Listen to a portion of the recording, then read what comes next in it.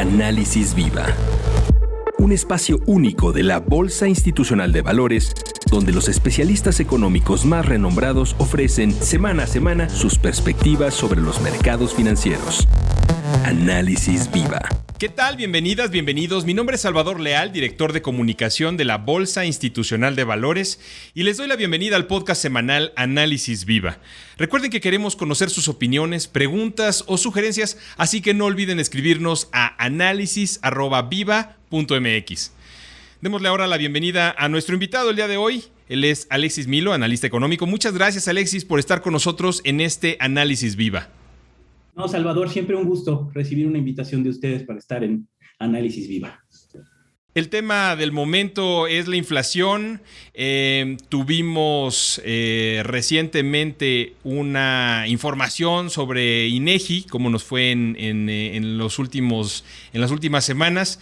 ¿Por qué no nos platicas un poquito acerca de este tema?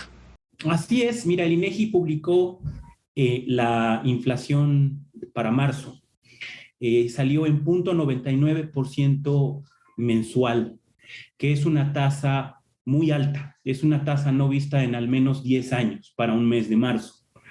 Y lo más preocupante no es solamente eso, sino que la parte estructural de la inflación, que es la inflación subyacente, mantiene un ritmo de crecimiento muy, muy elevado. ¿Sí? Es decir, por la parte de la inflación no subyacente tenemos temas de energía, tenemos temas de algunos productos agropecuarios, pero el hecho de que la inflación subyacente haya salido tan alta, ¿sí?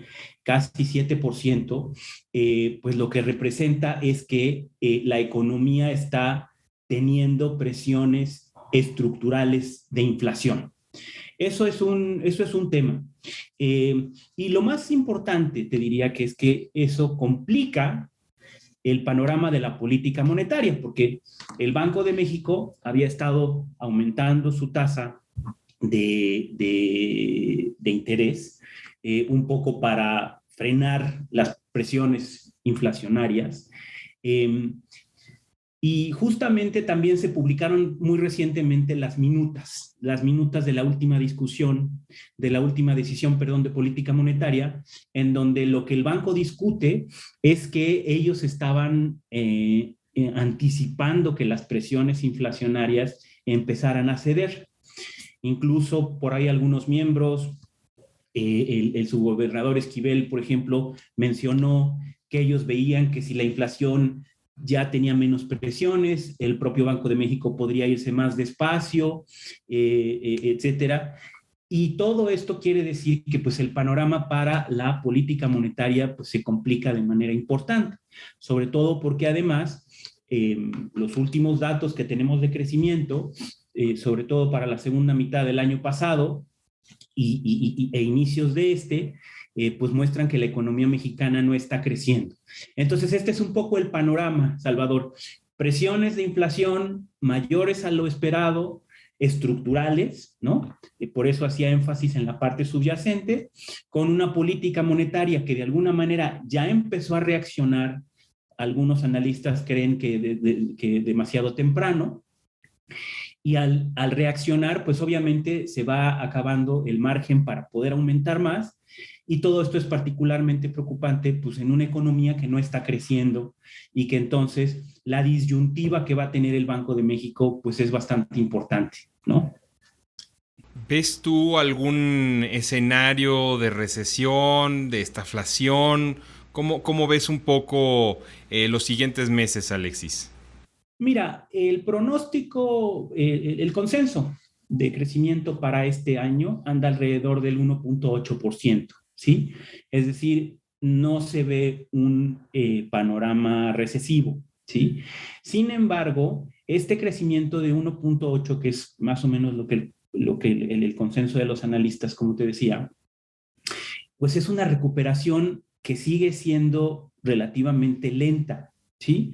Si tomamos en cuenta, por ejemplo, que en 2020, con la pandemia, la economía mexicana se contrajo 8.4% y que en 2021 creció únicamente 5%, que la economía crezca en este año alrededor del 1.8 que te menciono, quiere decir que será hasta finales o hasta el año que viene, hasta 2023, cuando volvamos a ver los niveles de actividad económica prepandemia. Esto hace que México pues, sea una de las economías, hay que decirlo, que se están recuperando más lentamente. Otras economías tuvieron un rebote más vigoroso, obviamente con algunos problemas fiscales aparejados que México no tiene, ¿no? Por ejemplo, Brasil tuvo un impulso muy fuerte, Estados Unidos tuvo un impulso muy fuerte, y obviamente rebotaron más rápido de lo que lo hizo México. Ahora ellos enfrentan otros problemas fiscales que todavía falta ver cómo lo van a resolver. Pero a lo que yo voy con esto es a que no veo un panorama de recesión, regresando a tu pregunta, pero sí veo un panorama de muy bajo crecimiento en un momento en que la economía mexicana debería estar rebotando más vigorosamente, y por eso creo que esta combinación de inflación alta con bajo crecimiento, como tú mencionabas el término, algunos lo conocen como estanflación, pues es un escenario muy complicado. Ya. Hablabas acerca de cómo se están tomando medidas y pues la medida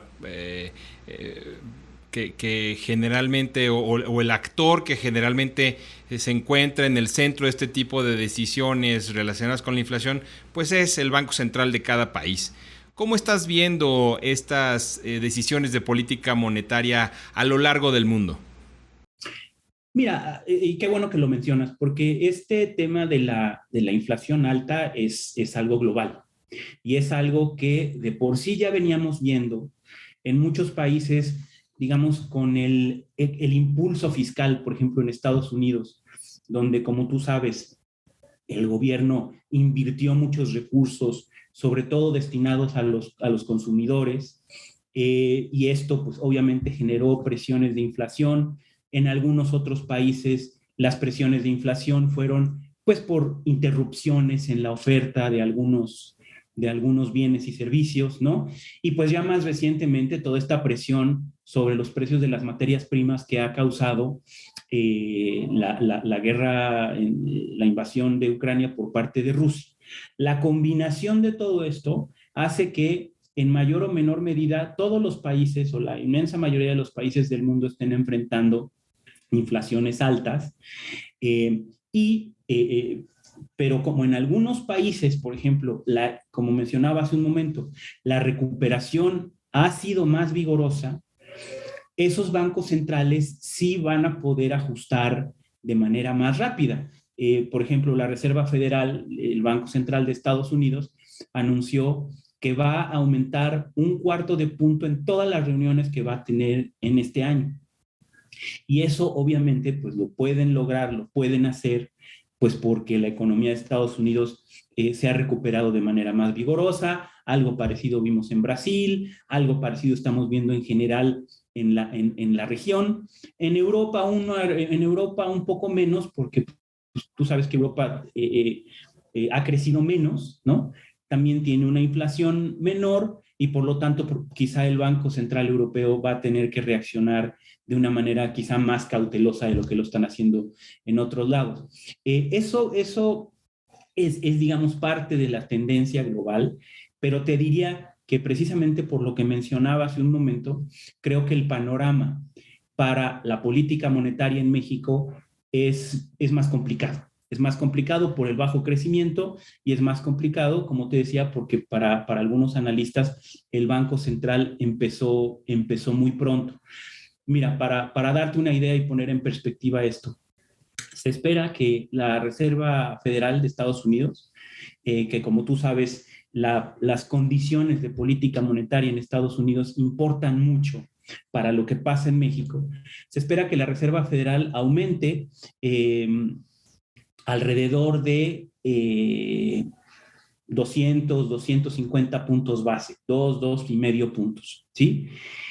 Y entonces, si esto sucede así, y tomando en cuenta que la tasa del Banco de México ya está en 6,5, pues quiere decir que terminaríamos, si es que el Banco de México aumenta 1 a 1 con la Reserva Federal, pues quiere decir, Salvador, que estaríamos hablando de que el ciclo restrictivo de la política monetaria en México pues anda cerrando alrededor de 9%, ¿no?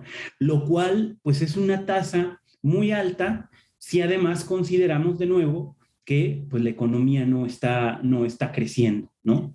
Entonces, es un poco el panorama complicado que se ve aquí. Sí, pareciera en el caso de nuestro país algún tipo de tormenta perfecta en donde se juntan los factores externos con decisiones internas y el propio correr de la economía que ya traíamos previo a la pandemia, ¿no? Exactamente. Y además, pues si consideramos que el ambiente pues digamos, para el crecimiento, el ánimo de los consumidores, la inversión de las empresas, pues no están creciendo, yo te diría que el principal problema es que estas bajas tasas de crecimiento probablemente se traduzcan en una reducción del crecimiento potencial, una reducción adicional del crecimiento potencial de la economía mexicana, ¿no? Tú recordarás que por muchos años hablábamos de que la economía mexicana, cuando uno veía las perspectivas de crecimiento de largo plazo, más o menos los analistas hablaban de un 3%, ¿no? Por mucho tiempo se habló de 3,5%, luego 3%, luego ya empezamos a hablar de 2,5%. Pues para darte una idea, si ves las perspectivas de crecimiento de largo plazo en la encuesta del Banco de México, pues los analistas ya andan pensando en que la tasa de crecimiento de largo plazo, la tasa de crecimiento potencial de la economía mexicana ya anda más bien cerca del 1,5%. Wow. Si consideramos que la población en México crece más o menos al 1,8%, pues lo que estamos viendo es un estancamiento del PIB por habitante, porque además no olvidemos que ese es el verdadero indicador de progreso, ¿no? Y el PIB por habitante en México ahorita está en los niveles que tenía en 2014. O sea, y si consideramos que el PIB por habitante podría regresar a los niveles prepandemia hasta finales de esta década, pues es por eso que muchos también están hablando pues de una especie de década perdida en términos de crecimiento, ¿no? Claro. Nos dejas con mucho que reflexionar, Alexis. Muchas gracias por este análisis. Muchas gracias que nos hayas acompañado en este episodio de la tercera temporada de Análisis Viva. Gracias a ustedes, Salvador. Un abrazo. Él es Alexis Milo y a ustedes muchas gracias también por escucharnos. Si el episodio fue de su agrado, los invitamos a dejar una reseña, un like en cualquiera de las plataformas desde la que nos escuchen o compartirlo a sus contactos y amigos. Si están viendo este podcast a través de YouTube, no olviden suscribirse a nuestro canal para recibir notificaciones de las próximas publicaciones. La producción de este podcast estuvo a cargo de Rogelio Unzueta. Agradecemos a nuestro ingeniero en audio y video, Héctor García. Los acompañó Salvador Leal. Y esto fue Análisis Viva. Hasta la próxima. Análisis Viva es una producción de la Bolsa Institucional de Valores.